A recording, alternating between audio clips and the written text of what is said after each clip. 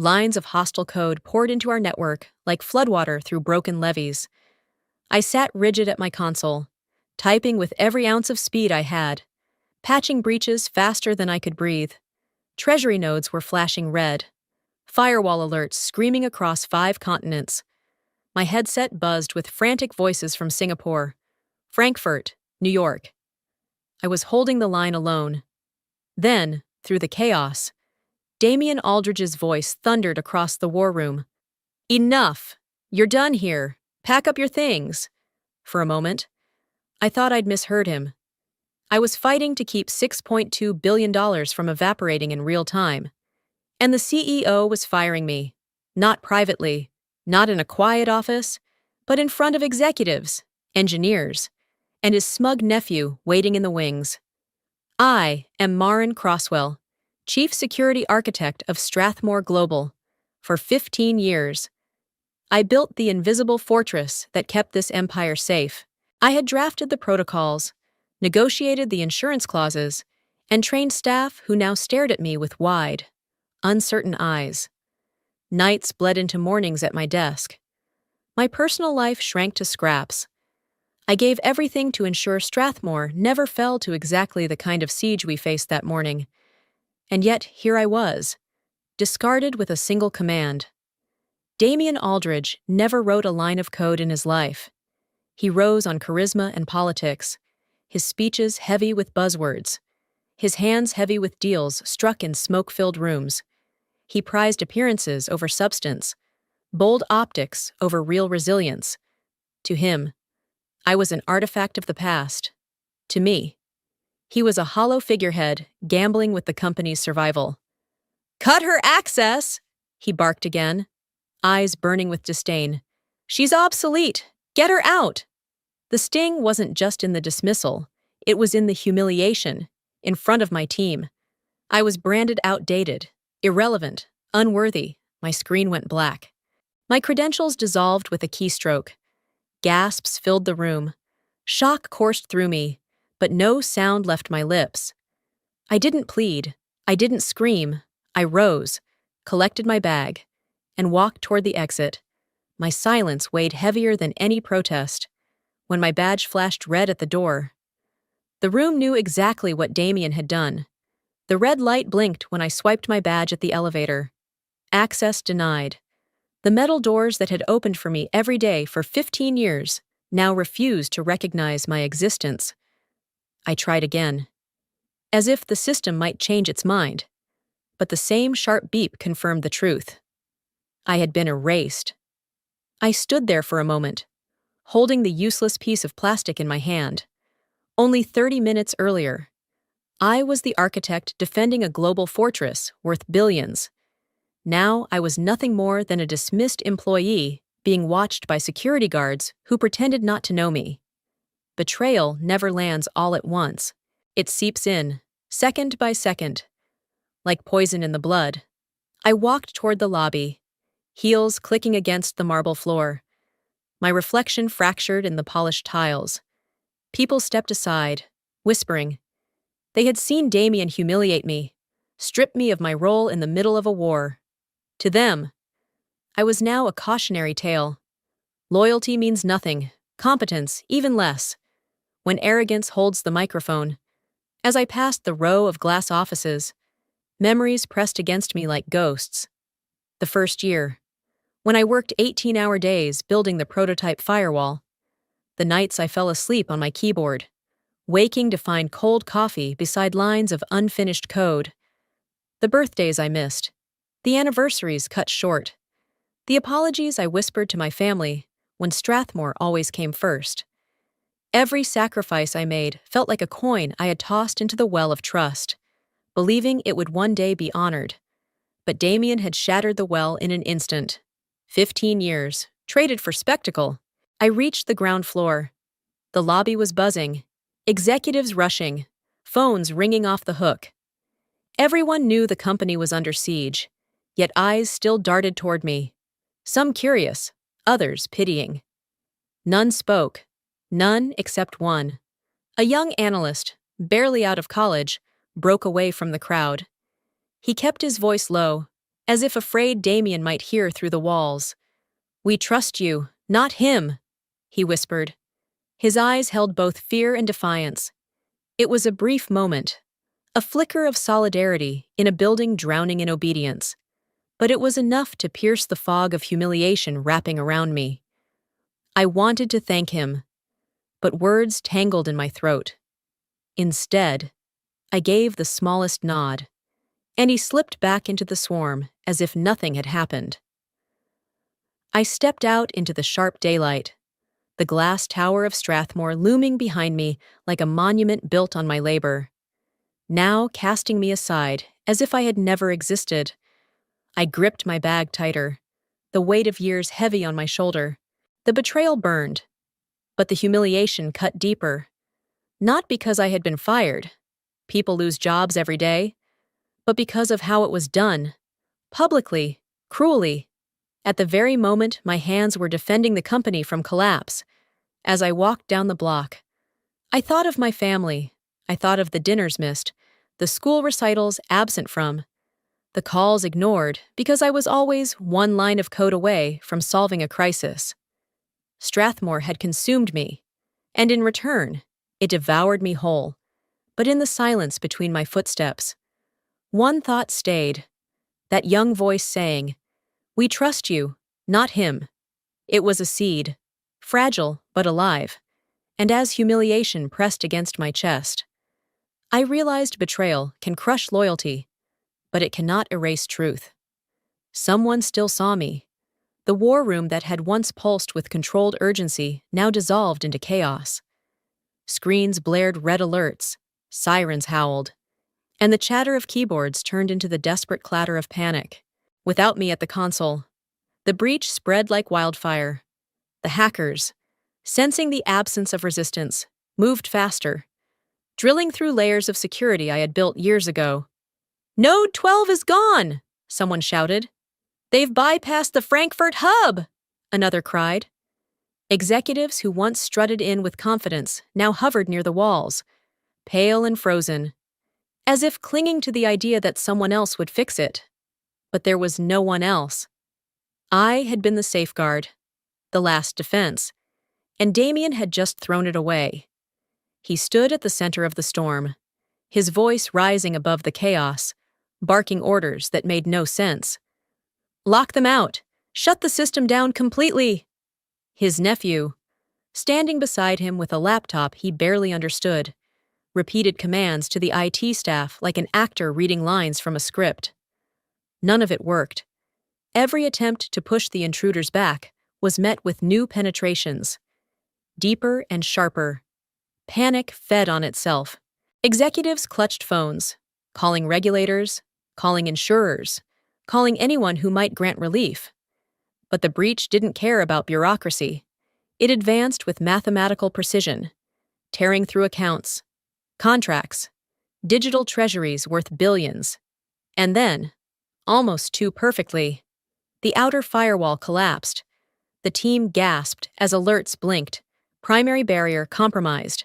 Data pathways lit up on the screen like veins carrying infection straight to the heart. Damien slammed his fist against the table. "Who built this garbage?" he roared. His nephew stammered excuses, blaming outdated code, outdated strategy, outdated me. My name, Marin, became a curse spat across the room. But the collapse wasn't failure. It was design.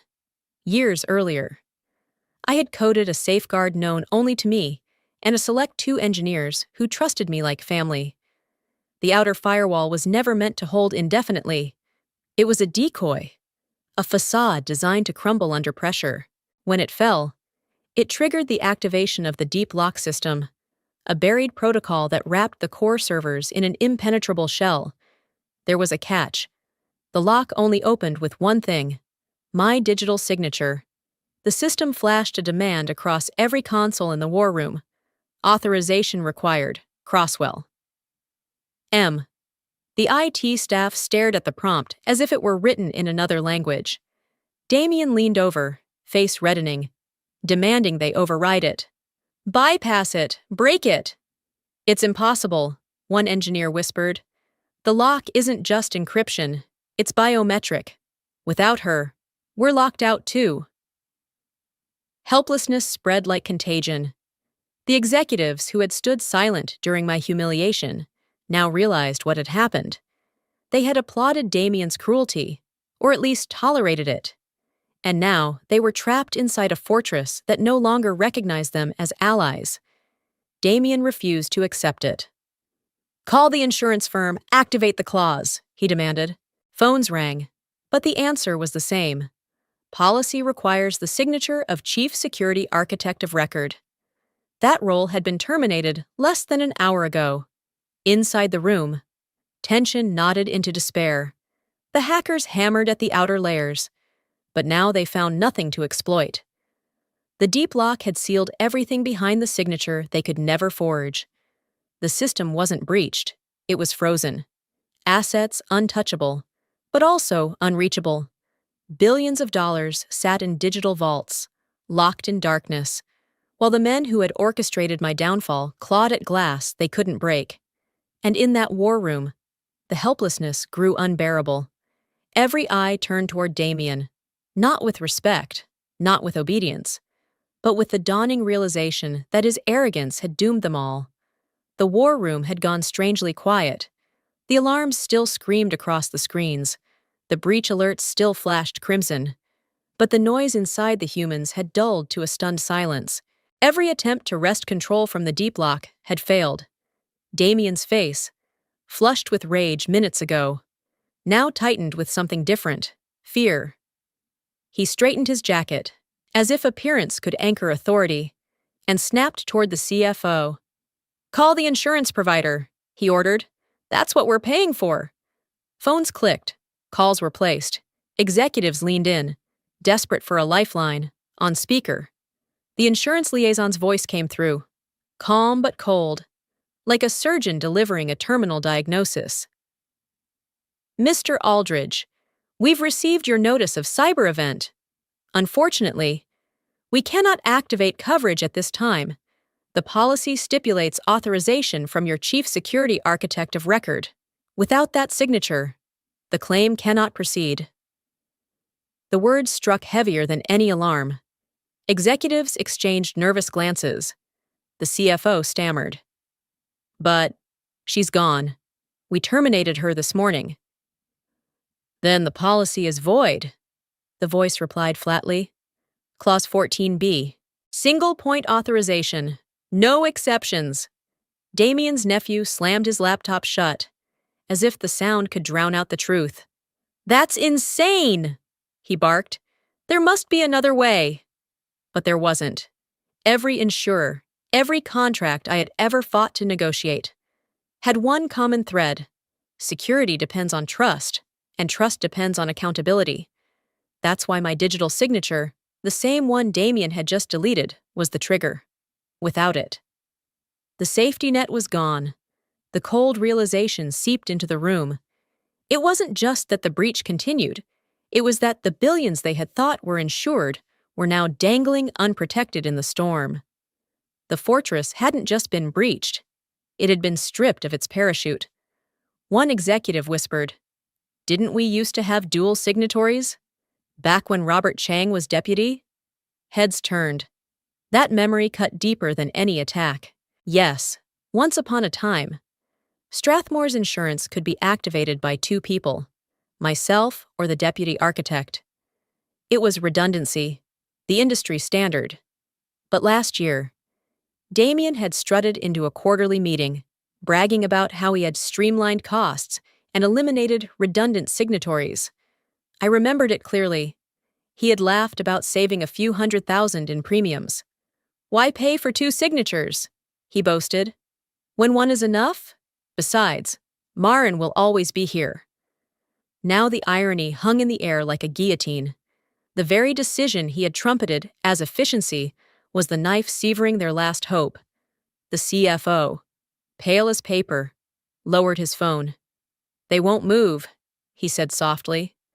"Without Crosswell's digital token, the insurance is a dead letter." Damien's mask cracked. He slammed both fists against the table, rattling coffee cups and keyboards. Then forge it!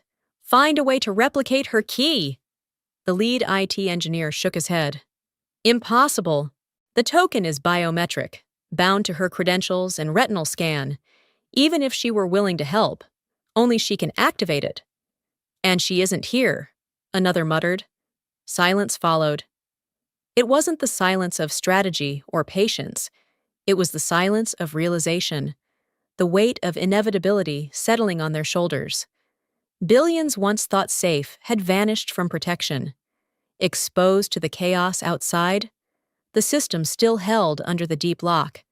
But if it cracked, and it would, eventually, there would be nothing left to shield them. No insurer, no payout, just ruin.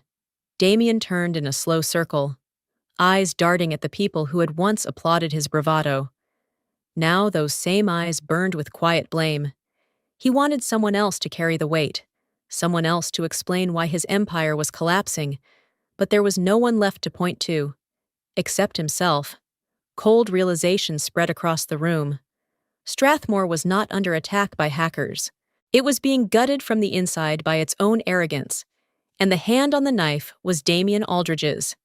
The clock in the war room read 10 o'clock a.m. when the final blow landed. Markets don't scream, but the silence they leave behind is deafening. Screens that once charted steady growth now displayed plunging lines. Red arrows stabbing downward. Traders began freezing transactions. Investors halted orders. Within minutes, Strathmore's stock price spiraled into freefall. Phones rang like alarms, but not the kind anyone could answer. Executives clutched them with trembling hands, listening to shouts on the other end. What's happening? Why can't we move our assets? Why are our accounts frozen? Each question was a knife. No one had an answer they dared give aloud. The CFO's voice cracked as he read off numbers that sank lower by the second. Down 12% in the first 3 minutes. 20% now. Trading volume frozen on the London Exchange. His tone grew fainter, like a man calling out from underwater. Damien stood stiff, shoulders squared in denial, as if posture could defy math. "This will pass," he muttered, too loudly, as if repeating the phrase could turn panic into stability. "It's a glitch, a temporary dip. The markets will correct." But dread spread faster than his lies. Everyone in the room saw what he refused to acknowledge. Strathmore's empire was collapsing in real time, and none of them could stop it. Then came the chime. A new alert flashed across every terminal, every shared screen in the room. It wasn't from the hackers. It wasn't even from the system itself. It was an automatic transmission routed straight to the U.S. Securities and Exchange Commission. The words blazed in bold across the screen. Incident report. Security architect terminated mid-event. Risk assessment compromised. Coverage void. Gasps filled the room. It was no longer speculation, no longer whispers among frightened staff. The very system Damien had dismissed me for defending had now declared, in permanent record, the truth of what he had done. One executive whispered, This went public?" "Yes," the compliance officer said weakly. "The auto-report protocol is tied to federal regulations. Once a company's architect of record is removed during a live breach, the system notifies regulators directly." The realization hung like a noose. Damien hadn't just humiliated me. He had documented his own arrogance for the world. Regulators now had proof. Investors had proof. And markets already responded as if the company were on fire. The CFO's phone slipped from his hand, clattering against the floor. "They're suspending trading," he whispered. "The SEC has flagged us as compromised. We're frozen." Panic flared. Executives erupted into overlapping shouts, questions, denials, accusations. None of it mattered. The stock wasn't just falling, it had been halted. Strathmore Global, once worth billions, was now locked in freefall with no parachute. Damien's nephew tried to spin it, voice rising above the chaos. "We can control the narrative, say it was sabotage, frame Crosswell as the cause." But the system's automated report left no room for spin. It wasn't my code that had doomed them. It was Damien's command, recorded and transmitted as fact. Security architect terminated mid-incident. A single line, enough to dismantle everything he had built his reputation upon. Damien's face drained of color, for the first time. He looked less like a CEO and more like a man watching his empire dissolve through his own fingers. He opened his mouth, but no words came. There was nothing left to deny. The room fell still, except for the relentless ticking of the clock. Every second stretched the gap wider between what Strathmore had been and what it was becoming. A cautionary tale. A headline. A collapse born not from outside attack, but from the hubris of its leader. Dread tightened its grip. The executives understood. The board would understand. The world would understand. And Damien Aldridge could do nothing but stand in the ruins he had created. As the system announced to everyone what he had done, the cafe across from Strathmore's glass tower was almost empty.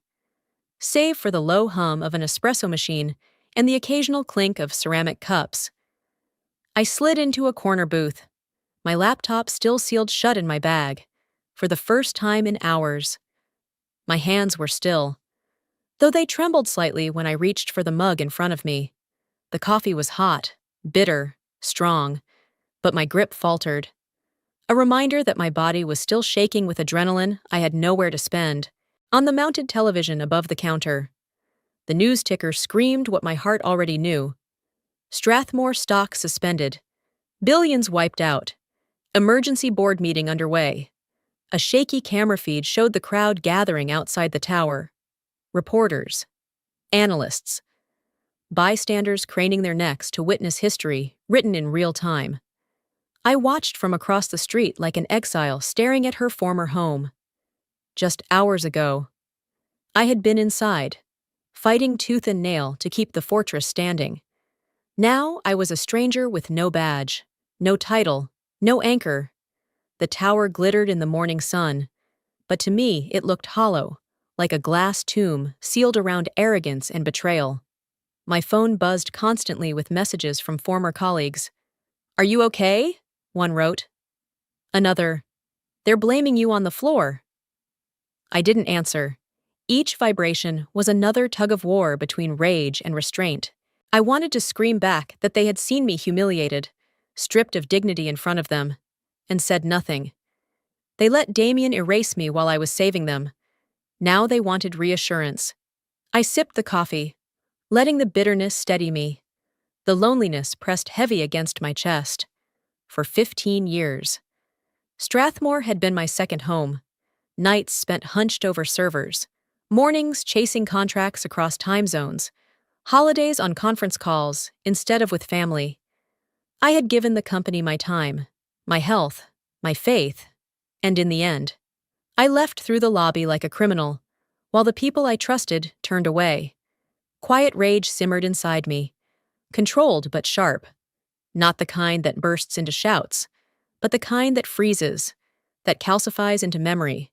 Rage that doesn't fade. Rage that waits. On the television, a commentator's voice broke through. The SEC report states the security architect of record was terminated during the active breach.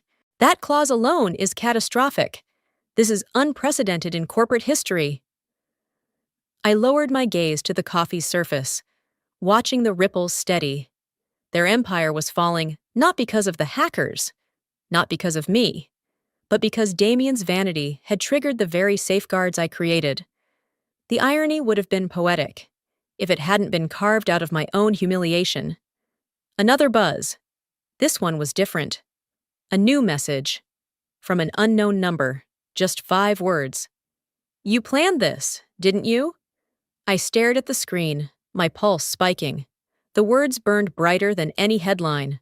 Planned this? No. I had built systems to protect Strathmore, not destroy it. Yet the question lingered, chilling in its implication. Someone believed the collapse wasn't an accident. Someone thought I had orchestrated it. I set the phone down, fingers tight around the edge of the table. For a moment, the loneliness deepened into something else. Doubt. The collapse was bigger than me. Bigger than Damien, the breach, the safeguards, the insurance, all threads in a web I thought I controlled. But what if there were pieces I hadn't seen? The television cut to live footage of Damien storming through the lobby, cameras chasing him, reporters shouting accusations. My reflection in the cafe window overlapped with his figure on the screen. Two faces divided by glass and circumstance. I exhaled slowly, the rage settling into silence. Alone in that booth. I realized I was no longer part of Strathmore's story. Yet, somehow, Strathmore was still part of mine. The war room was no longer a place of strategy. It had become a cage filled with voices clawing over each other.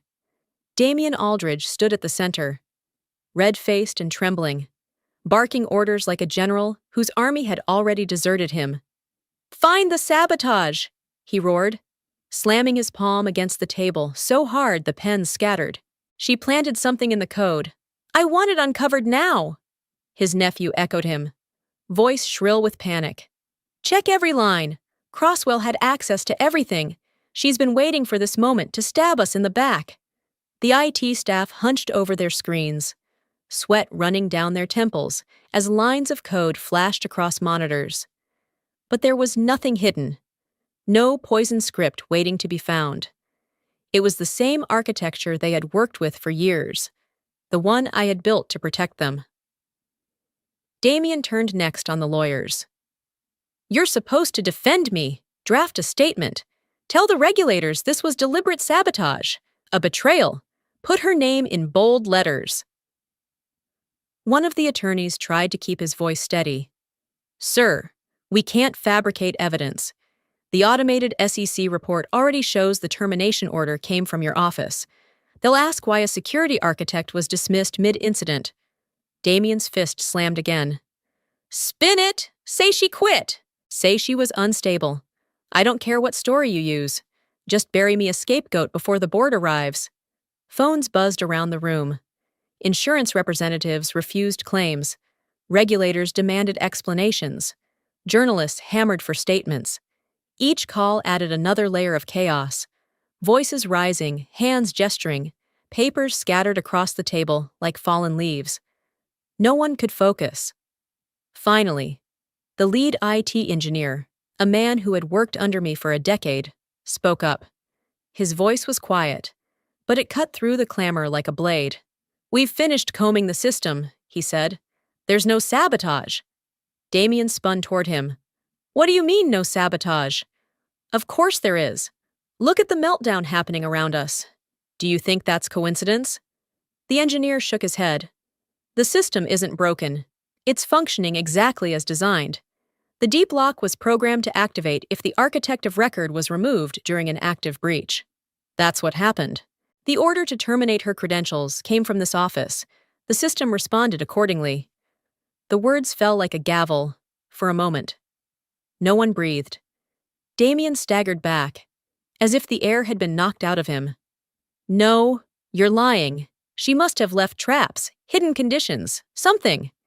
But the IT team backed their colleague, one by one. They nodded, showing their screens. No hidden scripts, no unauthorized code. Everything traces back to the termination command. Denial still clung to Damien like armor he refused to shed. "This is her fault," he spat. "She built a system designed to punish us. She wanted this. She's been plotting against me from the beginning." The CFO finally snapped, his voice cutting across the storm. "She didn't punish us. Damien, you did. You fired her at the worst possible moment. The system did exactly what she said it would do. You ignored her warnings. Now we're paying the price." The room fell into a tense, electric silence. The chaos hadn't ended, but it had shifted. The denial was Damien's alone now, clinging to him while everyone else stared at the truth laid bare on the monitors. Strathmore wasn't collapsing because of sabotage. It was collapsing because its leader couldn't admit he had pulled the trigger himself. The boardroom smelled faintly of sweat and burnt coffee. Executives crowded around the long mahogany table.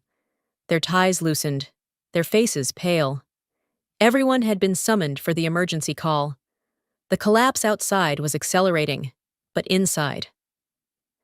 Damien Aldridge strutted as if he still held the reins.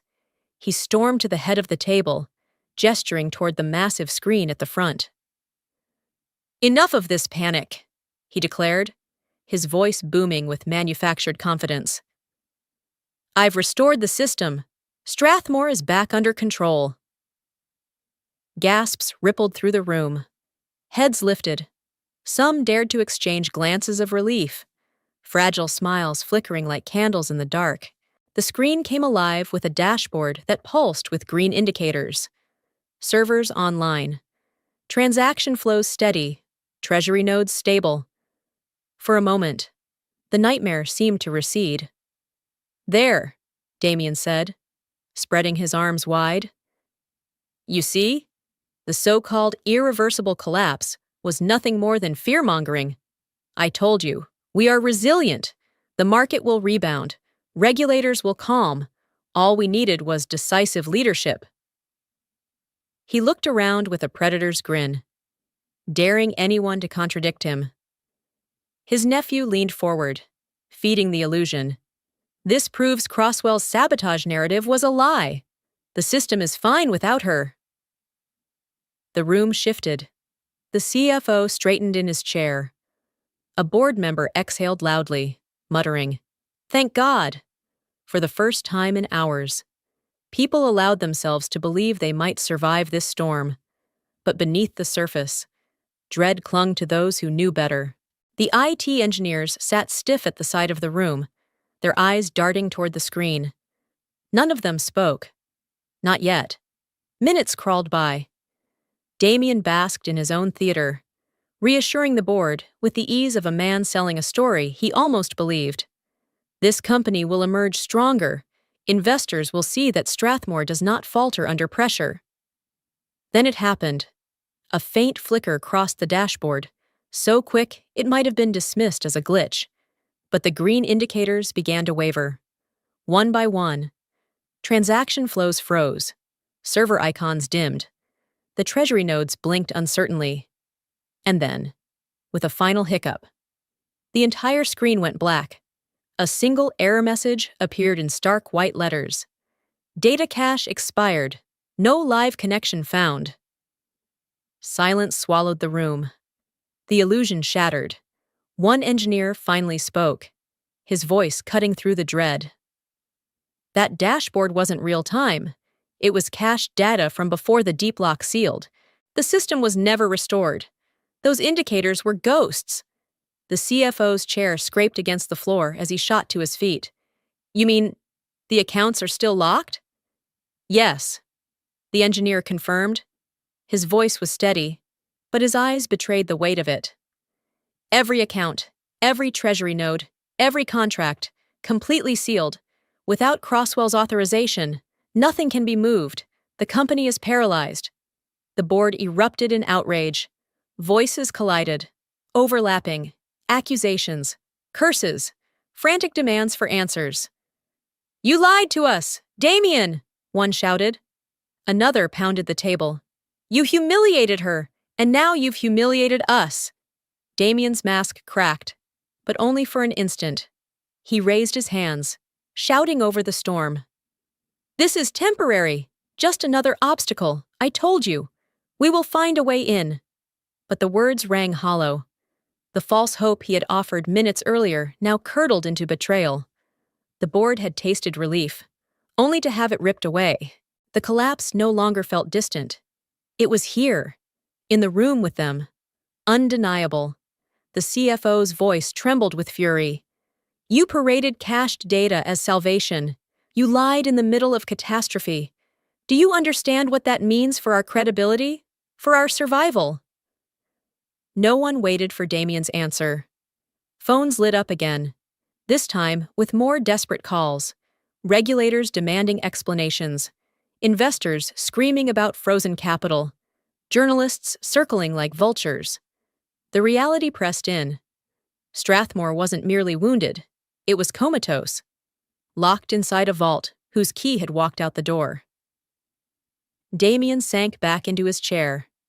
The swagger drained, denial still clinging to him like armor. But the board no longer looked at him as a leader. They looked at him as the man who had just driven them over the cliff, smiling all the way down. The false victory had lasted less than 10 minutes. The collapse would last forever. The emergency board meeting was called before the echoes of Damien's false dashboard had even faded. The mahogany doors of the executive chamber slammed shut, sealing in the air heavy with panic. Investors had begun to pull out within minutes of the trading halt. Entire funds were scrambling to liquidate positions, while Strathmore's stock remained frozen, its value hanging in limbo. Around the long table, board members wore the look of people watching their fortunes bleed out. Some whispered furiously into phones. Others simply stared at Damien, waiting for a miracle explanation he no longer had. Damien adjusted his tie, his movements stiff, his eyes darting from face to face. He opened with the same hollow confidence he had clung to all morning. "Ladies and gentlemen, I assure you, this situation is temporary. The markets are overreacting. Strathmore has survived worse." Worse! The word shot back like a bullet. It came from Margaret Hale, one of the oldest and most respected board members. Her eyes blazed. Worse than $6.2 billion locked away. Worse than the SEC report that says you terminated your chief architect during a live breach? Tell me, Damien, when exactly have we seen worse? The room stirred, voices rising. Another member slammed his hand flat on the table. "Our investors are in free fall. I just got off the phone with Harrington Capital. They're pulling out completely. Do you have any idea what that means?" Damien tried to wave it off, though sweat glistened at his temples. "Investors are emotional. Once we stabilize the narrative, once the system is back online." "Stabilize the narrative?" Margaret's voice cut in again, sharp and relentless. "You lied to us about the dashboard. You told us the system was restored when it wasn't. You paraded cached data as proof. Do you realize what that did to our credibility?" Murmurs of agreement swelled. The walls of denial Damien had tried to erect were crumbling, brick by brick. The CFO's phone buzzed violently on the table. He glanced at the screen, then looked up with a pale face. "Another major investor just pulled out. If this continues, we won't just be frozen, we'll be gutted. This company is seconds away from insolvency."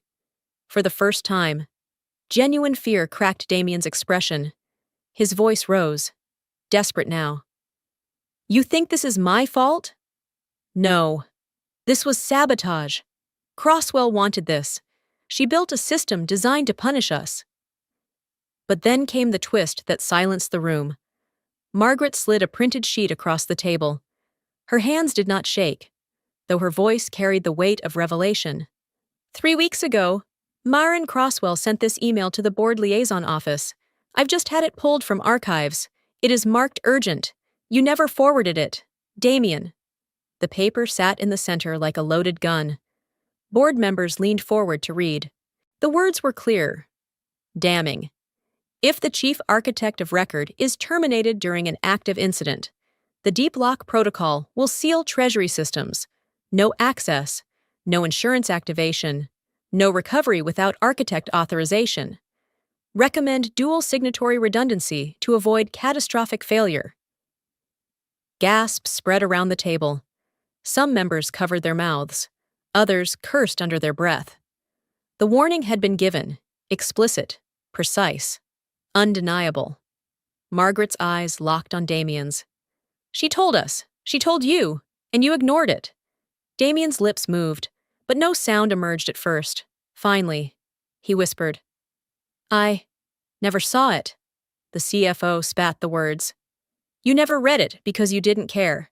You wanted her gone, and now the company is bleeding out." The panic that had hovered at the edges of the room now engulfed it. Phones rang without pause. Chairs scraped. Voices erupted into accusations. The board no longer looked to Damien for answers. They looked at him as the reason their empire was burning. And through it all, the email lay in the center of the table, a silent monument to a warning discarded, a loyalty betrayed, and a collapse no one could now escape. The boardroom hadn't quieted since the revelation of Marin's ignored email. Phones buzzed without pause. Executives barked into headsets, and assistants rushed in with updates that only darkened the mood. Strathmore was unraveling in real time, and the people who once clung to Damien's confidence were now clinging to survival. Then came the call. The conference line crackled as the faces of 3 of Strathmore's largest institutional investors appeared on the screen. These were not reporters or regulators who could be dodged with spin. These were men and women who controlled billions, people Damien had courted with handshakes and promises of bulletproof security. Their expressions were glacial. "Mr. Aldridge," began the spokesperson from Halberton Trust. His tone clipped. "We need explanations. Now." Damien straightened, tugging at his cuffs as though polished fabric could restore authority. "What you're seeing is market hysteria. The fundamentals of Strathmore remain strong. The breach is contained, and we're moving toward a rapid restoration." Contained. Rapid restoration. The phrases landed with the hollowness of a drumbeat in an empty hall. The second investor, a woman from Redwood Capital, leaned forward, her eyes sharp. "You told us this system was unassailable. You assured us our capital was protected under every scenario. Yet here we are, accounts frozen, insurance void, regulators circling. Was your assurance incompetence or deception?" Damien's mouth twitched. "Neither. This was sabotage. A trusted employee turned rogue, weaponizing her access against us. It was the same lie he had clung to all morning. But on the investor call, it shrank into something pathetic." The spokesperson from Halberton Trust held up a folder. "We received a forwarded copy of Ms. Crosswell's prior communication to the board. Her email outlined exactly what would happen if the architect of record was terminated mid-incident. She even recommended redundancy to avoid this very scenario. That doesn't sound like sabotage. That sounds like foresight." The boardroom shifted, eyes widened, jaws clenched. Damien froze, but the blow had only begun. The Redwood Capital representative opened her own notes and read aloud. Voice deliberate, every word sinking like a stone. "She called the system bulletproof. You sold that to us. Without her, it's worthless." The sentence echoed in the chamber. The words, Marin's words, had been the very bait Damien dangled before investors, parading her brilliance as his achievement. Now stripped of her, the promise was revealed for what it was. Empty. Damien's face drained of color. He tried to interrupt, but the investor spoke over him. "You misrepresented security you neither understood nor respected. You profited from her expertise, then discarded her. Now our capital is frozen, and your empire is rotting under its own arrogance." Vindication rippled quietly through the room. Board members exchanged looks, not of loyalty, but of recognition. The narrative had shifted. Damien was no longer the decisive leader fighting crisis. He was the liability, exposed before those whose trust mattered most. The CFO leaned forward, voice low but firm. "They're right, Damien. You sold their faith in her work as your own, and when it mattered most, you cut her out." The investors did not wait for further defense. "Our confidence in your leadership is gone," the Halberton spokesperson said flatly. "We will be issuing statements to that effect. The market will know where the blame lies." The call ended with the hollow click of finality. In the boardroom, silence fell heavier than any alarm. Damien stood frozen, a man stripped bare, his credibility collapsing faster than the stock outside. And though I wasn't there to see it, I knew, for the first time. The truth of my worth was undeniable. The vindication had begun to brew. By the time the sun shifted past the glass facade of Strathmore's tower, the empire was already in freefall. Trading remained halted, the value of the company hemorrhaging in investor forecasts, while regulators filed into the lobby with clipboards and grim expressions. Outside, reporters gathered in clusters, their cameras pointed upward like vultures circling a wounded beast. Inside the boardroom, Damien Aldridge sat slumped at the head of the table. His tie loosened, sweat darkening his collar. The bravado that once filled his voice had shriveled into hoarse denials. Around him, board members spoke not in whispers, but in sharp, open condemnation. You lied about stability. You cost us billions. You humiliated this company in front of the world. Every accusation struck like a gavel. Damien tried to parry with the same excuses: sabotage, disloyalty, misinterpretation. But the room no longer entertained illusions. He was no longer their shield. He was the liability dragging them into ruin. The CFO slid a folder across the polished wood. We've already spoken to counsel. For the sake of this board, this company, and what remains of shareholder confidence, you must resign, immediately. Damien's head snapped up. Resign? You expect me to abandon the company I built? Margaret Hale's voice cut like steel. You didn't build it. You exploited the people who did. And now you've destroyed it. The board will not fall with you. Phones buzzed. Notifications flashed. Another blow landed as news outlets published damning leaks. Regulators confirmed Strathmore had failed to disclose systemic vulnerabilities, while investors prepared legal action. The legal noose was tightening. Damien's nephew muttered at his side. We can fight this! But the fight was already lost. Then came the final strike. An assistant rushed in, face pale, clutching a printed document freshly circulated through the press. She set it on the table, her hand trembling. It's out, she whispered. The board leaned forward. On the page was Damien's own termination order, the command that stripped my credentials. At the top, in bold digital print, was the timestamp 9:43 a.m. The proof was undeniable. Damien had not only fired me mid-crisis, he had signed the order at the precise moment the deep lock protocol triggered. He had deleted the only token that could have saved Strathmore. Margaret read the line aloud, her voice carrying the weight of final judgment. Authorization revoked, Crosswell. Timestamp 9:43 a.m. The words echoed in the room like a death sentence. There was no spinning, no scapegoat. The collapse was not sabotage, not misfortune, but the direct result of Damien's arrogance. One board member exhaled sharply. It's over. He killed the system himself. Damien's face contorted, his mouth working soundlessly before collapsing into a growl.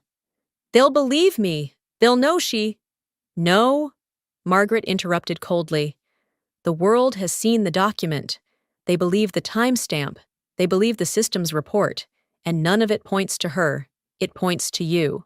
Outside, the press was already screaming the headline across tickers. Strathmore CEO fired architect at 9:43 a.m. Collapse triggered by own order. The image of the document, with its merciless timestamp, was plastered across every outlet within minutes. The board didn't wait for Damien's consent. The CFO announced it flatly, like cutting a cord. Effective immediately, Damien Aldridge is removed as Chief Executive Officer. The words left Damien hollow.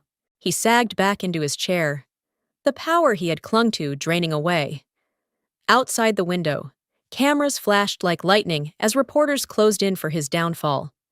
Justice had come, ruthless and swift, not in whispers or speculation, but in hard, printed proof. The man who thought himself untouchable was undone by his own signature, burned into history at 9:43 a.m. The storm around Strathmore raged for weeks, but I was no longer inside its walls. I watched from a distance as Damien's empire fractured under lawsuits, regulatory sanctions, and the relentless glare of the press. Each headline carved his arrogance deeper into history. 9:43 a.m., the moment Strathmore collapsed. Yet while they buried him, doors began to open for me.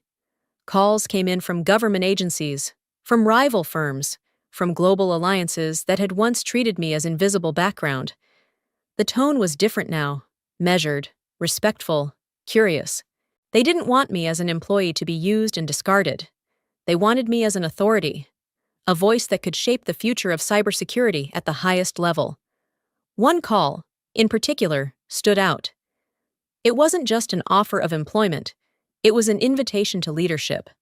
A global consortium of financial and security institutions asked me to become their senior advisor, guiding protections that spanned continents.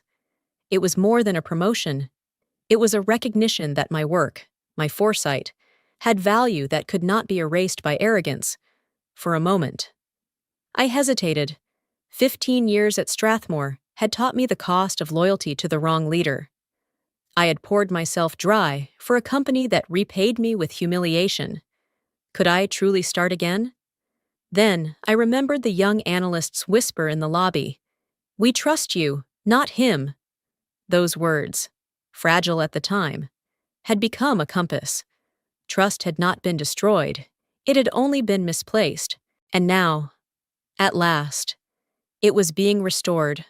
I accepted. The day I walked into my new office, the air felt different. Sunlight streamed through tall windows, falling across polished wood and silent screens waiting to be configured. This space wasn't haunted by betrayal, it was alive with possibility. I set down my bag and placed a small object on the desk, the watch I had worn since my first day at Strathmore. It had been a gift from my parents, a symbol of beginnings and resilience. For years, I had checked that watch during endless nights, its ticking a reminder that time sacrificed for Strathmore was time I could never reclaim. Now, its presence felt heavier, tied not to pride, but to pain. Slowly, I unfastened the strap, letting the old watch rest flat on the desk. My hand lingered on it, acknowledging the years it represented, before I pushed it gently aside. In its place, the assistant brought in a new plaque, simple, sharp, etched in steel letters that gleamed against the light. Chief Architect, Marin Croswell, Systems Built on Integrity. The sight stole my breath. It wasn't just a title, it was vindication, it was ownership, it was proof that survival was not enough, that dignity, once taken, could be reclaimed and redefined. As I leaned back in my chair, a quiet catharsis spread through me. Damien had once strutted under the illusion of control, but he never held respect. He demanded it, purchased it, manipulated it, but he never earned it. Now I sat in a position even higher than his had been, and what I carried was something he could never touch. Genuine respect. Freely given. For the first time in years. I felt whole. Not a ghost erased by arrogance. Not a soldier abandoned on the battlefield. But a leader in my own right. The silence of the office was not loneliness. It was peace. I closed my eyes for a moment and thought of every night I had worked unseen. Every humiliation swallowed. Every sacrifice made invisible. They hadn't been wasted. They had led me here, to a place where my name was no longer hidden in code, but engraved in steel. When I opened them again, the plaque shone like a promise. Sometimes justice doesn't arrive with fireworks. Sometimes it arrives quietly, with truth exposed and respect restored.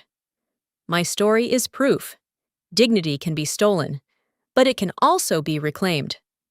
If this story spoke to you about betrayal, resilience, or the courage to walk away stronger, I'd love to hear your thoughts. Share your perspective in the comments. Leave a like if you felt the impact. And subscribe for more stories that reveal the hidden power in standing tall after the fall.